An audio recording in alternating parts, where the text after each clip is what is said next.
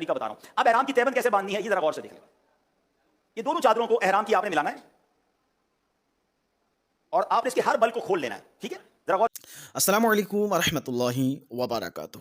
دوستو, حج و عمرہ میں احرام کیسے باندھا جاتا ہے اور بھی بہت کچھ باتیں احرام کے تعلق سے پورے ڈیٹیلز کے ساتھ آپ مولانا عبدالحبیب اتاری صاحب سے سماعت کریں. اب انشاءاللہ میں آپ کو احرام باندھنے کا طریقہ بتاتا ہوں, اور اس میں سب سے مین چیز جو ہے, اگر آپ اپنے حج کے سفر میں احرام سے دوستی کر لیں. آپ کو جملہ تھوڑا سا عجیب لگ رہا ہوگا, ہاں, احرام سے جس کی دوستی ہو گئی نا, جو احرام فرینڈلی ہو گیا, اس کا حج بہت آسان ہو جائے گا. کیونکہ علماء کرام بیٹھے ہیں, حاجی کا, آج کل کے حاجیوں کا, خاص طور پر جو شہروں کے رہنے والے ہیں, حاجی کا ایک ہی سب سے بڑا مسئلہ, یہ احرام اترے گا کب. اچھا, اس احرام اتارنے کی جلدی میں وہ مسٹیک کر رہا ہوتا ہے, اس کو یاد نہیں رہتا, اور وہ جناب احرام کی پابندیوں سے آزاد ہونے کے لیے کچھ ایسی غلطیاں کر جاتا ہے, جلد بازی کر جاتا ہے, جس میں نہ وہ عبادت کا بعض اوقات ذوق حاصل کر پاتا ہے, نہ اس کی برکتیں لوٹ پاتا ہے. تو اگر آپ اپنا یہ ذہن بنا لیں کہ میں نے احرام سے دوستی کر لینی ہے. اچھا, میں یہ جملہ عرض بھی کرتا رہتا ہوں کہ جناب اسی احرام کو پہننے کے لیے تڑپتے ہیں, روتے ہیں, اور جب پہن لیتے ہیں اس کو اتارنے کی جلدی ہوتی ہے. اتارنے کی جلدی ختم کر دیں. اچھا, اتارنے کی جلدی ہوتی کیوں ہے, یہ بھی وجہ مجھے پتا ہے. وہ وجہ یہ, وہ ہم شہری لوگوں میں پرابلم یہ, ہم تہبند کے عادی نہیں ہیں. ہم سے تہبند ہی نہیں سنبھلتی. جب تہبند سنبھلتی نہیں ہے تو بندہ کہتا ہے یہ اترے گی کیسے بھائی, تاکہ جلدی سے میں فارغ ہو جاؤں. اگر آپ اس تہبند کے عادی ہو جائیں تو جس طرح میں نے تھوڑی دیر پہلے کہا کہ 2 پٹی والے جو چپل ہیں وہ پہن کر اپنے آپ کو چپل پہننے کا عادی بنا لیں, ایسے ہی آپ اپنے وطن میں احرام کی چادر پہن کر اپنے آپ کو عادی بنا لیں. کچھ دنوں تک پہنے اپنے گھر میں, کوئی منع نہیں, رات کو سوتے وقت پہن لیں.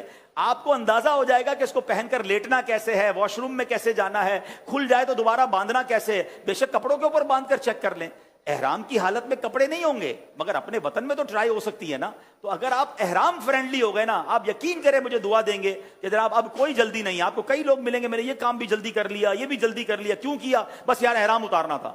جب آپ کو احرام اتارنے کی جلدی نہیں ہوگی تو آپ جلد بازی نہیں کریں گے, مشکلوں سے آپ انشاءاللہ امید ہے کہ آسانی میں آ جائیں گے. اب جیسا کہ میں نے کہا کہ احرام کی آپ نے 2 چادریں جو لینی ہیں, اس میں ویسے یہاں تو میرے پاس دونوں تولیے کی ہیں, ورنہ آپ چاہیں تو ایک لٹھے کی اور ایک تولیے کی لے سکتے ہیں. اب جیسے میں نے تہبند کے بارے میں بتایا, تو تہبند کا طریقہ سمجھ لیں, غور سے سمجھ لیں.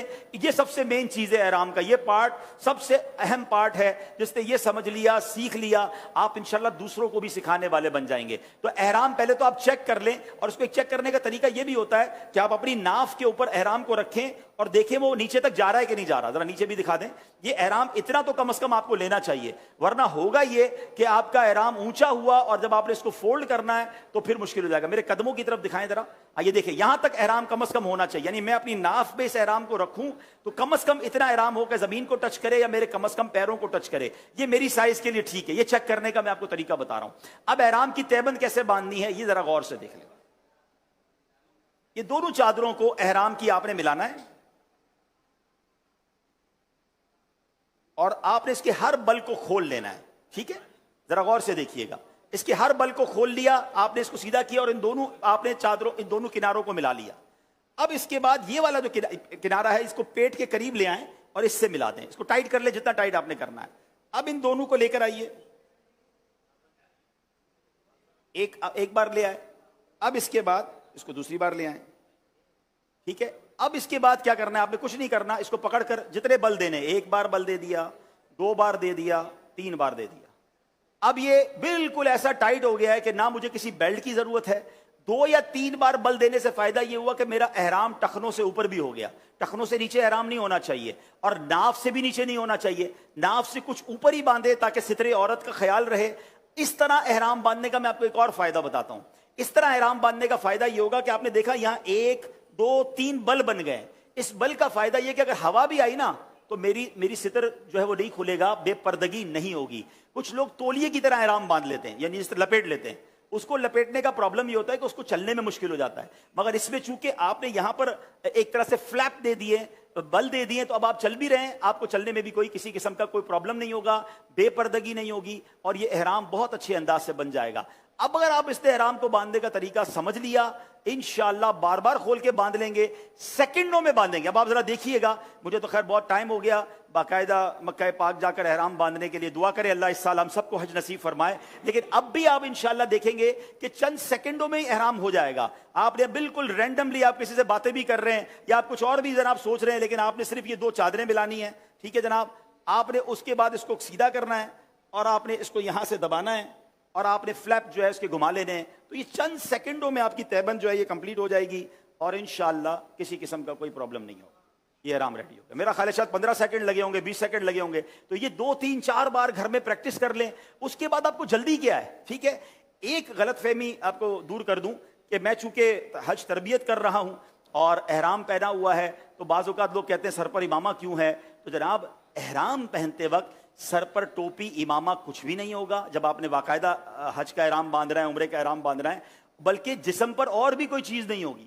بعض اوقات کچھ لوگ غلط فہمی سمجھتے ہیں کہ انڈر ویئر پہن سکتے ہیں. کوئی بھی انڈر گارمنٹ آپ اپنا, نہ بنیان, انڈر ویئر, کوئی بھی چیز نہیں پہنیں گے. صرف احرام میں 2 بے سلی چادریں ہوں گی جو آپ کے جسم پر ہوں گی, یہ آپ نے یاد رکھنا ہے. اچھا, اب یہ اوپر کی چادر کو چیک کرنے کا طریقہ یہ ہے کہ آپ نے اس کو اتنا بڑا کم از کم لینا ہے کہ یہ کتنی بڑی ہونی چاہیے سمجھ لیجئے. یہ پہلا حصہ جو ہے یہ آپ نے اس کو اپنے احرام میں یا اڑوس بھی سکتے ہیں یا یہاں تک رکھ لیا, اور اب اس کو آپ گھمائیں گے, ٹھیک ہے. اور گھمانے کے بعد یہ اگلا حصہ یہاں تک آ جائے تو سمجھ لیں یہ میرا سائز ٹھیک ہے. اگر اس سے کم ہے تو آپ کو اور بڑا کپڑا لینا چاہیے. اس کی وجہ بتاتا ہوں کہ اگر یہ آپ کا کنارہ یہاں تک نہیں آیا اور پیچھے رہا نا تو یہ بار بار گرتا رہے گا. لیکن اگر آپ نے اس کو پورا راؤنڈ دے دیا اور یہ آخری حصہ آپ یہاں تک لے آئے تو اس کا انشاءاللہ آپ کو نماز میں خاص طور پہ بڑا فائدہ ہوگا.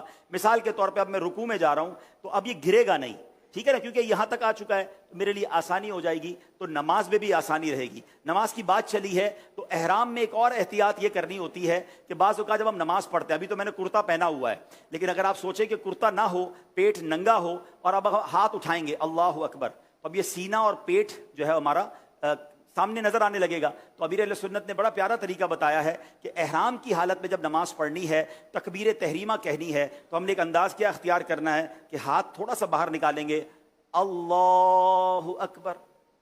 اس سے آپ کا سینہ اور پیٹ جو ہے یہ بھی ڈھکا رہے گا. اور آپ دوبارہ دیکھ لیں, اللہ اکبر, تو سینہ اور پیٹ بھی ڈھکا رہا اور آپ کو انشاءاللہ آپ کا احرام بھی اسی انداز سے خوبصورتی سے رہے گا. تو اب بہرحال سچی بات تو یہ کہ میں نے ایسی تہبند باندھی ہے, مجھے تو بیلٹ کی حاجت نہیں ہے, لیکن اگر آپ نے بیلٹ باندھنی ہے تو بیلٹ میں نے جس طرح بتایا کہ اس میں, ہاں اس میں ایک بات یاد رکھیے گا کہ اپنے سارے ہی پیسے, ساری ہی قیمتی چیزیں اس میں ڈال کر حرم شریف میں نہیں جانا ہے. بعض اوقات وضو خانے پہ لوگ بھول جاتے ہیں, بدقسمتی سے وہاں بھی چوریاں ہوتی ہیں, ٹھیک ہے. تو آپ نے چند ریال اس میں رکھ لینے کہ چلے کوئی چائے وغیرہ پینی ہے, کوئی ضرورت کی چیزیں ہوں, کوئی ایک آدھی دوائی رکھنی ہے, موبائل بھی ہو سکے تو 2 لے جائیں. ایک موبائل اگر آپ کے پاس اسمارٹ فون ہے, قیمتی فون ہے, تو اس کے ساتھ ساتھ ایک چھوٹا فون لے لیں جو آپ نے صرف ضرورت کے وقت یوز کرنا ہو تو وہ اس میں رکھیں. قیمتی موبائل کو اپنے ہوٹل میں رکھ لیں تو وہ آپ کے لیے آسانی ہو جائے گی. ابھی میں نے دوبارہ عرض کر دیتا ہوں, حج تربیت ہو رہی ہے, لباس کے اوپر احرام پہنا ہے, سر پر امامہ ہے. جب آپ احرام پہنیں گے حج یا عمرے کے لیے, جسم پر کوئی لباس نہیں ہوگا, صرف احرام کی چادریں ہوں گی. اور یقین کریں تربیت کے دوران تو احرام پہننے کی اپنی کیفیت ہے, مگر جب واقعی بندہ احرام پہنتا ہے, سارے لباس کو اتار دیتا ہے اور اب پتہ ہے اسے کہ مجھے رحمان کے گھر پر جانا ہے, تو خدا کی قسم دنیا کے سارے قیمتی لباس ایک طرف, احرام کی چادریں ایک طرف, اس کو پہن کر جو لطف آتا ہے وہ لطف ہی نرالا ہے. اللہ کریم ہم سب کو اسی سال حج کا احرام پہننا نصیب فرمائے. یہ کون سر سے کفن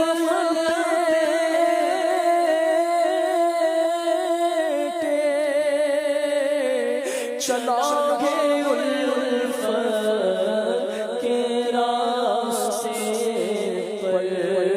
سامان سفر اور احرام اور اس کے ساری چیزوں کی بات ہو رہی ہے.